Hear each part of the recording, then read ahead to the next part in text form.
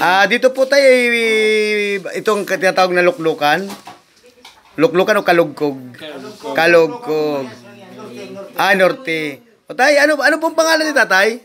Ako? Apo. Arwin ako. Yung apelyido? Estonal. Estonal, oo. O yan po, yung karamdaman po. Ilang taon na po ang karamdaman niyo, tay? Last week ng... Pwede naman po kung tulog muna Isang taon na? Wala pa? Wala pa. Dalawang buwan. Madali kang makaka-recover. Madali iyan.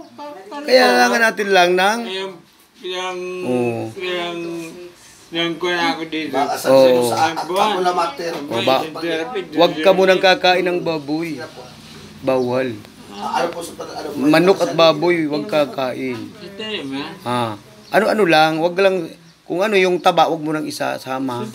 Kunti-kunti lang, O para mabilis makarecover kayo. Kasi nakaka-trigger rin sa karamdaman natin. Hindi. Kasi ito may Oo. Dapat tayo puro gulay. Gulay prutas. Mas maganda yung apple na kaya kainin mo kung kaya mo. Mapalagan.